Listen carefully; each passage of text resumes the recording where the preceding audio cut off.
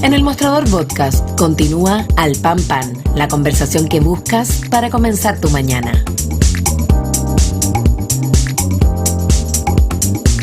Bien, pues, buen momento para tomarle el pulso a la economía, cómo se nos viene el próximo año, cómo termina el año en materia de inflación, proyecciones también de inflación para el año siguiente, qué pasa con el crecimiento, la productividad, la inversión, si es que acaso este fin de un ciclo, ¿no?, en materia constitucional también permite ya concentrarnos en los temas importantes, en el sentido de, no digo que no fueran importantes los otros, pero son los importantes que están postergados, ¿no es así? Bien, de todo eso quiero conversar entonces con Alejandro Weber, ya decía, ex subsecretario de Hacienda del gobierno del presidente Sebastián Piñera II, decano además de la Facultad de Economía y Gobierno de la Universidad San Sebastián. Alejandro, ¿cómo estás? Un gusto de tenerte con nosotros esta mañana.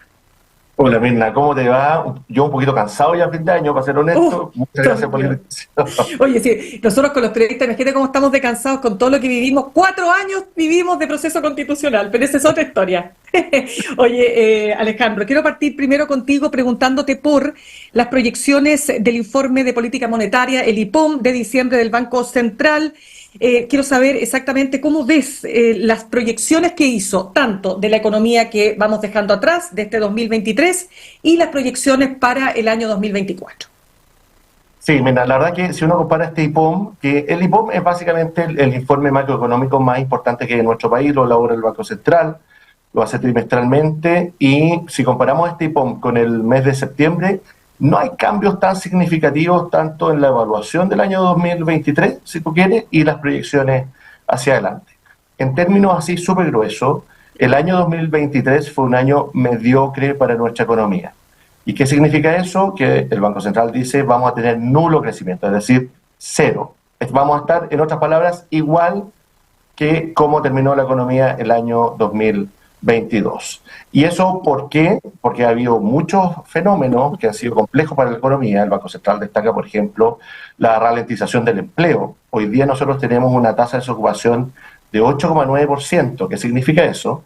Que tenemos 882.000 personas sin trabajo.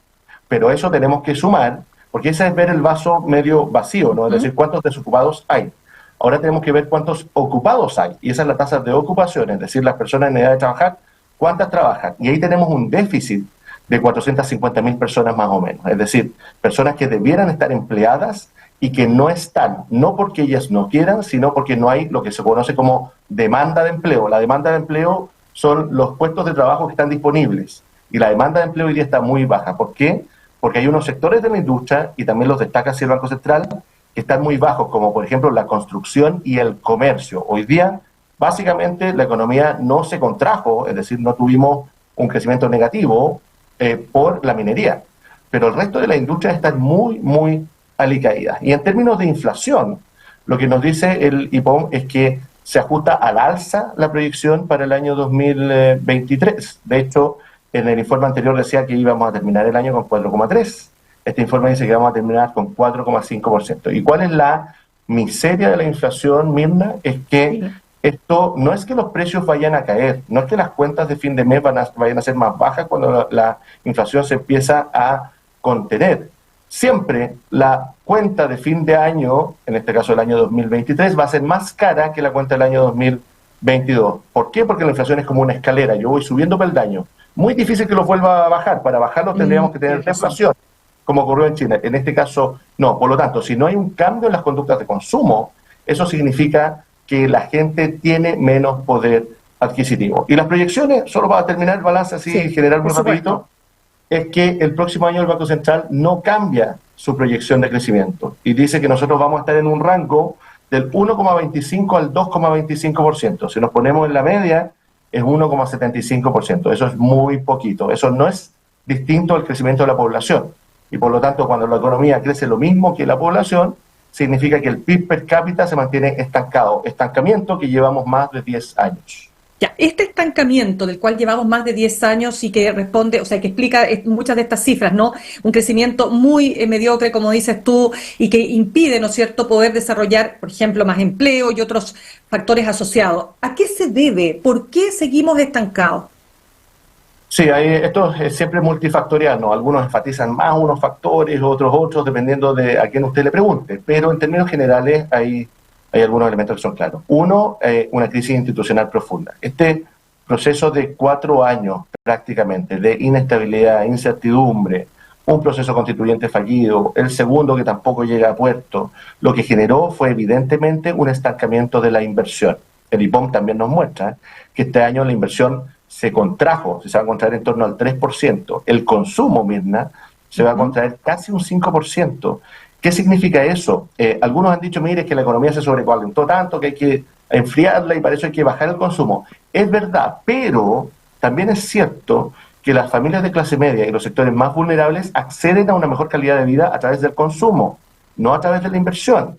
Esas personas en general no pueden comprarse, por ejemplo, una vivienda y por lo tanto ahorrar a través de la vivienda propia, sino que acceden a una mejor calidad de vida por consumo. Entonces, un elemento central ha sido la inestabilidad institucional, crisis política, crisis de confianza.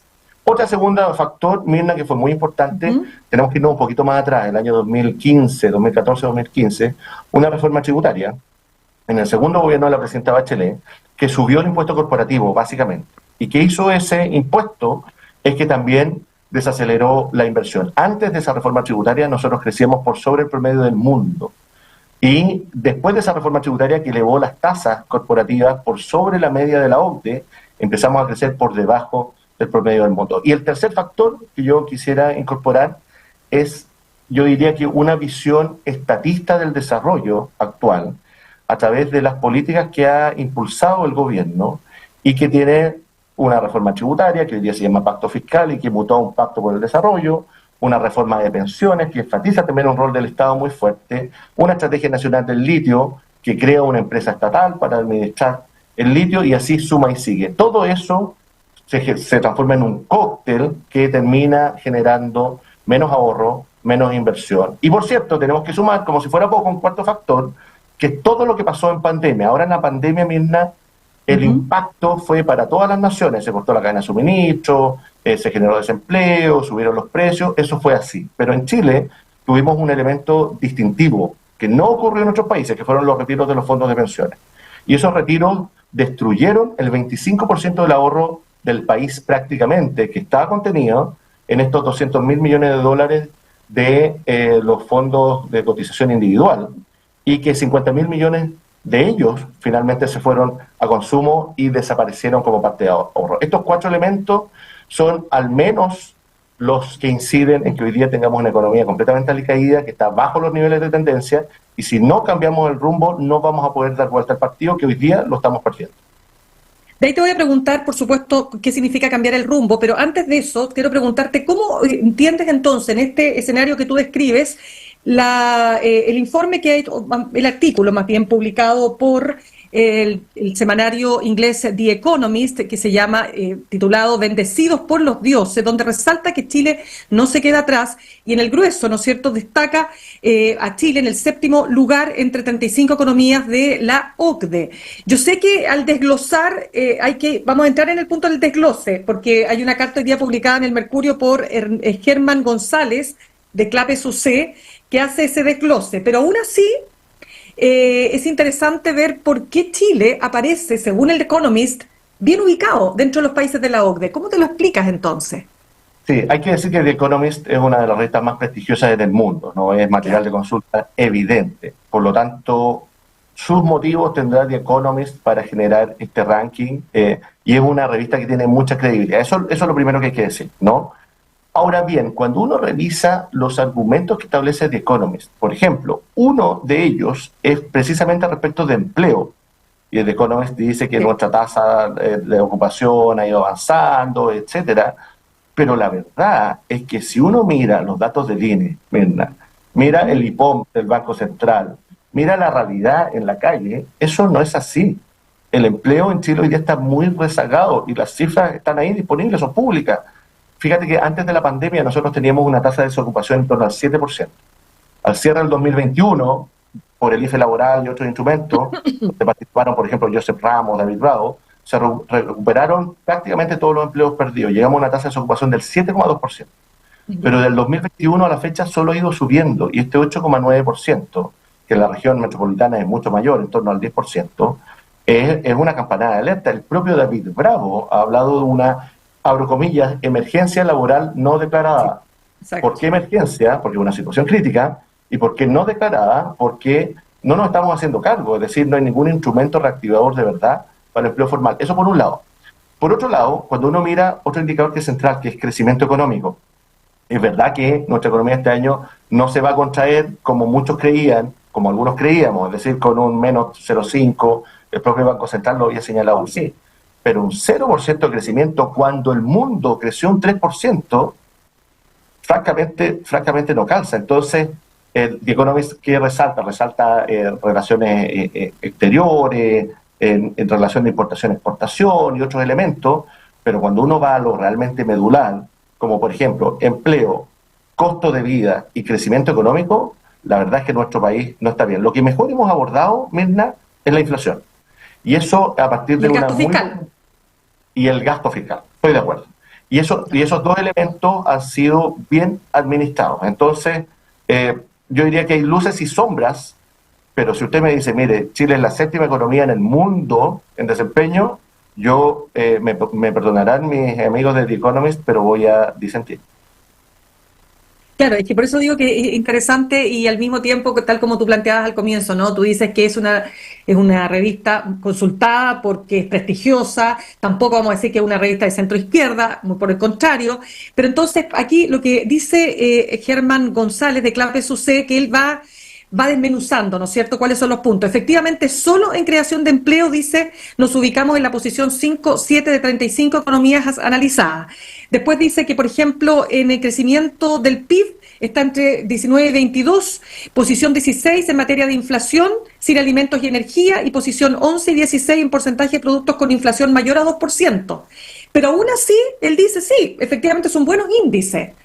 Pero entonces, aquí, por eso le pregunto, para cerrar el tema The Economist, aquí hay una valoración, no sé, que está equivocada en qué, más allá de lo que tú señalas, porque ¿para qué? ¿Cómo una revista como esta va a tirar estos datos sin el rigor que caracteriza, ¿no es cierto?, a este semanario? Sí, a ver, los datos de The Economist obviamente son los datos que son. Si lo que ocurre, Mirna, es que los países también tienen que compararse con sus propios niveles de desarrollo. Cuando tú comparas a otras naciones, por ejemplo, y tú comparas a Chile con un país desarrollado, las economías desarrolladas siempre les cuesta crecer más, por ejemplo, ¿no? Los países desarrollados siempre tienen deudas mucho más abultadas que los países en vías de desarrollo como el nuestro. Pero cuando uno compara Chile con Chile, la realidad es muy distinta. Nosotros, fíjate un dato, el periodo de 1990, año 2013, muchos gobiernos entre medio, muchos, ya no tenemos que ni siquiera nombrarlo. Chile creció en promedio real anual un 5,3%. Del 2013 a la fecha hemos crecido un 1,9%. El presidente Boric va a terminar su gobierno con un 1,7% de crecimiento. Y así a la baja. Estamos por debajo de nuestro nivel de tendencia. Luego miremos también empleo, cómo ha evolucionado. Hoy día tenemos las tasas de desocupación más altas en décadas. Miremos la inflación que tuvimos el año pasado, fue la más alta en 3 décadas. Hoy día se está conteniendo y vamos a llegar el segundo semestre del próximo año a converger a la meta del Banco Central. Es decir, cuando uno compara Chile con Chile, la capacidad que tenía para crecer, para crear empleo, para controlar la inflación, antes éramos los mejores alumnos de la región, en Latinoamérica. Hoy día somos los peores, y no lo dice The Economist necesariamente, pero sí lo dice el Fondo Monetario Internacional, uno de los organismos más prestigiosos en el mundo, sí lo dice el Banco Mundial, sí lo dice el BID. Nuestra economía hoy día es de las más alicaídas en Latinoamérica, fundamentalmente por problemas que hemos autogenerado y no por factores externos internacionales. Claro, a ver, solo para precisar, el tema del crecimiento no viene estancado desde el gobierno de Bachelet II. En el año 2014-15 comenzó a estancarse en forma fuerte. Claro. Sí, nosotros el periodo hasta el 2014 crecimos a tasas razonables, pero cuando yo hago el corte del 2013 al 2023 para establecer una década, ¿no? Y para no generar una distinción en particular con un gobierno, pero sí en el gobierno de la presidenta Bachelet, el segundo gobierno, se empezaron a generar los problemas. Primero con la expectativa de su nombramiento, y luego con la reforma tributaria del ministro Arenas. Y eso es una realidad, lo comentábamos antes, esa reforma aumentó la carga tributaria de las empresas de manera muy significativa, aumentó la tasa corporativa a un 27%, y eso generó que la inversión se contagiara de manera muy fuerte. Antes de eso, crecíamos por sobre el promedio del mundo. Después de eso, comenzamos a estancarnos. Pero pasaron muchas cosas también entre medio, que es todo lo que conversamos antes, la crisis institucional, crisis de confianza, la pandemia, etcétera. Y todo eso ha confabulado para que no seamos capaces, y la clase política no haya sido capaz,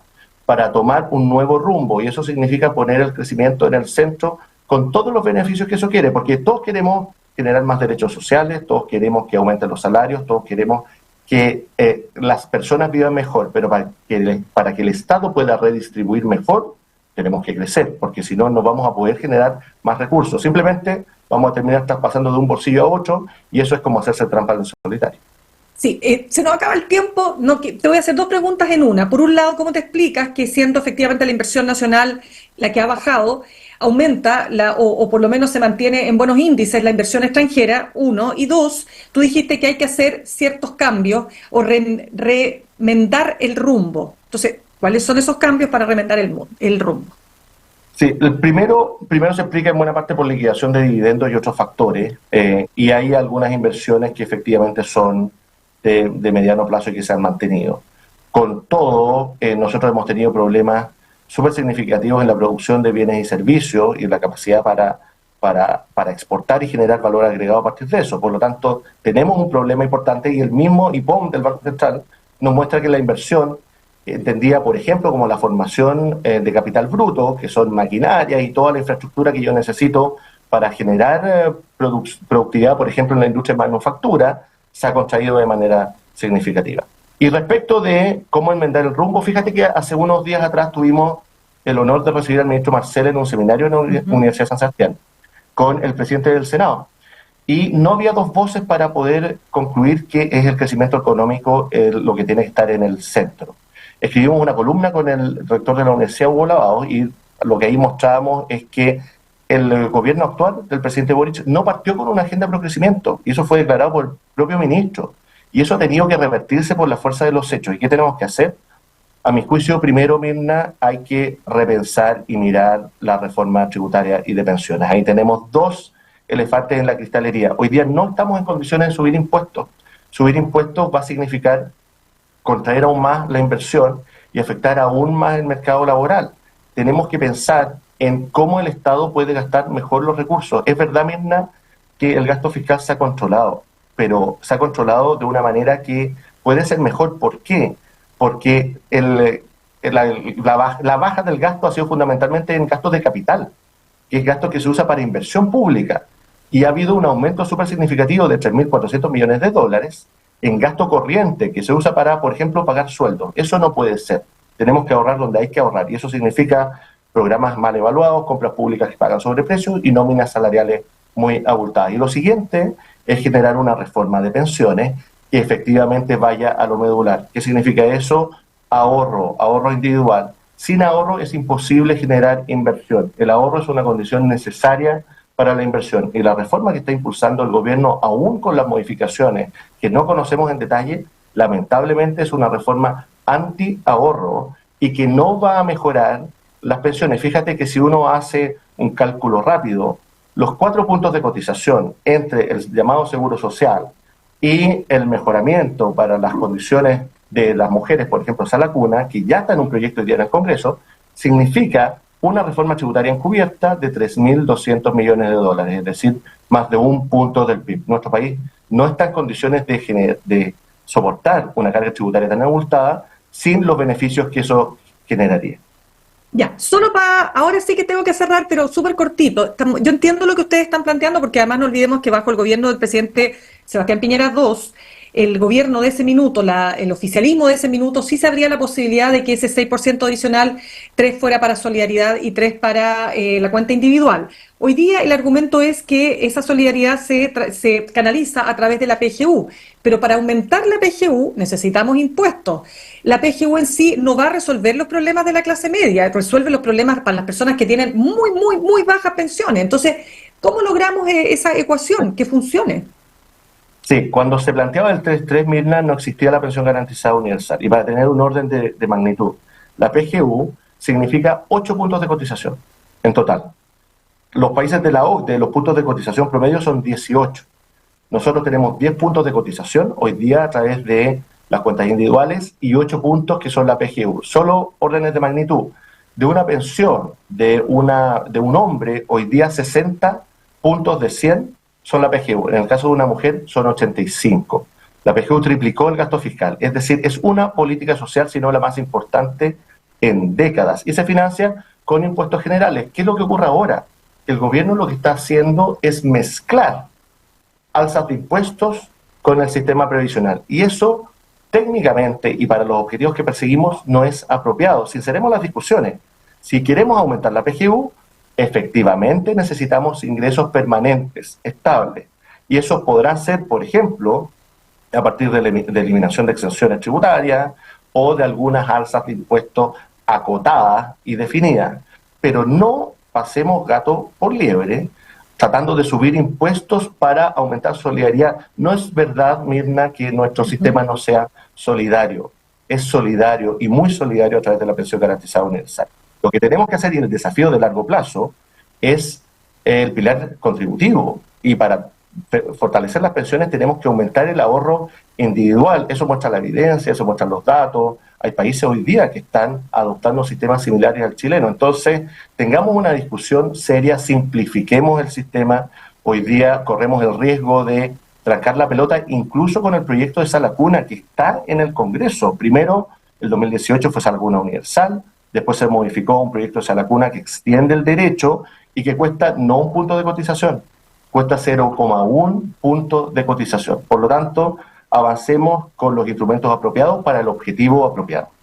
Bien, pues quiero darte las gracias, Alejandro Weber. Fuiste subsecretario de Hacienda bajo el gobierno del presidente Sebastián Piñera II y además decano de la Facultad de Economía y Gobierno de la Universidad San Sebastián. Gracias por haber estado con nosotros esta mañana. Muchas gracias, Mena. Un fuerte abrazo y muy felices fiestas de fin de año. Lo mismo para ti. Muchas gracias. Adiós. Adiós. Saludamos a esta hora a nuestros auspiciadores. Ahorrar cotidianamente se puede y de forma organizada, rápida y online con Ahorrando, la nueva funcionalidad de tu app Copeuch, en donde puedes programar ahorros de manera fácil y entretenida, eligiendo tus propias reglas y metas. Haz que el ahorro sea parte de tu vida con Ahorrando de Copeuch. Más información en copeuch.cl. Universidad Central, 40 años formando personas. Ven a vivir la experiencia USEM para los que buscan avanzar. Posgrados USEN, acreditada y adscrita a gratuidad. Conoce más en posgradosusen.cl.